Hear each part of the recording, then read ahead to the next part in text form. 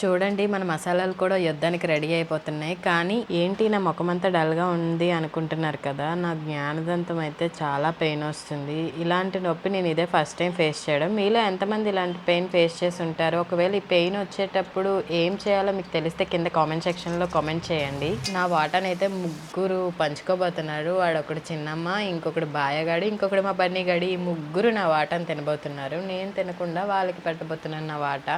అసలు ఆళ్ళందరికన్నా ముందు నేనే ఉంటాను. అలాంటిది నా వాటా వాళ్ళకి ఇవ్వాల్సి వస్తుంది ఈసారి. మరి ఎంత దారుణంగా ఉన్నానని చూడకండి ఫ్రెండ్స్. ఎందుకంటే నాకు చాలా బాగా పెయిన్ వస్తుంది అప్పుడు. సో అందుకే ఫీవర్ ప్లస్ పెయిన్ ఉండడంతోనే నేను అంత డల్‌గా ఉన్నాను. ఇంకా రెడీ అయ్యే ఓపిక అస్సలే లేదు. సో ఎలా ఉంటే అలాగే వీడియో తీసేస్తున్నాను. చాలా సంతోషంగాను ఉంది. చాలా బాధగాను ఉంది. నేను చేసిన బిర్యానీ అందరూ హ్యాపీగా తింటున్నారని సంతోషంగా ఉంది. కానీ నేను చేసిన బిర్యానీ నేనే తినట్లేదని చాలా బాధగా ఉంది. సర్లేండి మొత్తానికి బిర్యానీ అయితే నొప్పితో చేసేసాను.